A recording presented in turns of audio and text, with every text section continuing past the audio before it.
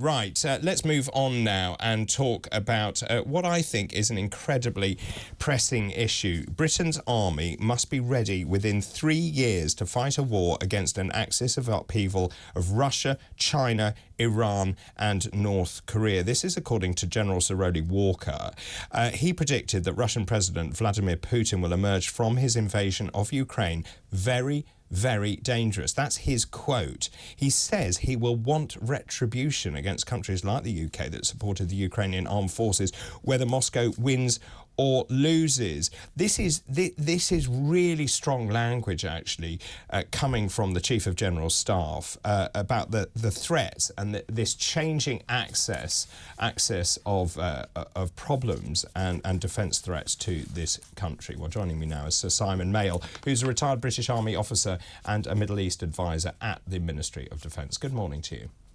Hi, David. Good morning. Thank you so much for joining me this morning. We've talked a great deal about defence. There is a review now underway due to the new Labour government. A lot of talk about the fact we have abandoned our defence spending. Rishi Sunak pledged to get to 2.5% of GDP. Many other commentators have said it needs to be far higher, whether it's 3%, whether it should be as high as 5%. I think we have been negligent. I think we are complicit in this. We haven't funded our defence forces. We only have 75,000 people in the army, 25,000 in the navy. What are your thoughts on these comments by Sir Tony Radakin? Well, they are very much in the context of this defence review coming up, David, and of course a new government.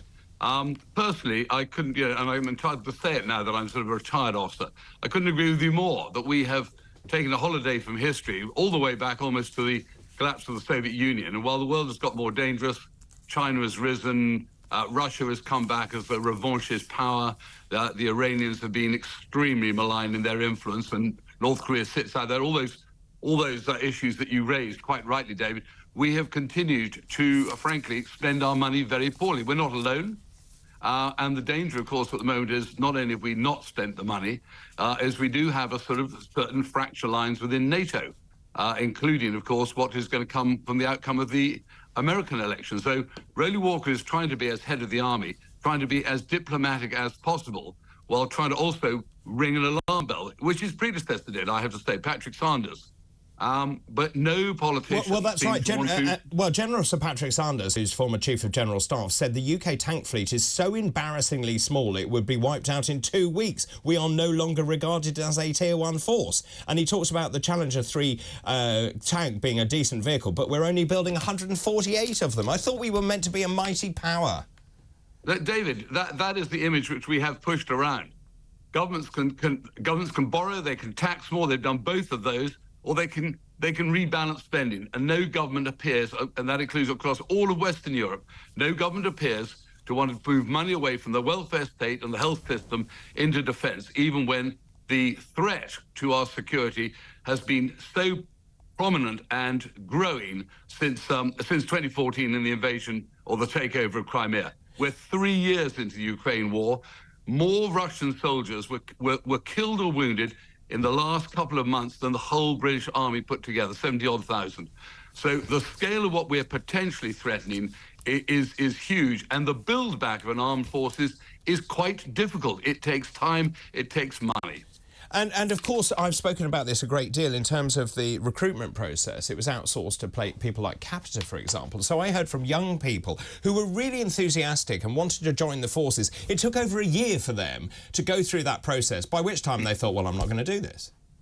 I can't tell you how frustrating it is for many of us. I've had many friends whose sons and daughters, and these are really committed in the sense they're trying to be officers in the army, find their application pushed back and pushed back, let alone a young man or woman who wants to be a soldier. It is ludicrous that we cannot get these people through the front door, because once they're through, there's every chance we can then work out whether they're fit for service. But unsurprisingly, at 18 or 19, you're waiting a year, another job comes along, your parents don't really want to go, a girlfriend tells you not to do it. It is completely unfit, again, for the recruitment crisis we're in and the overall security situation.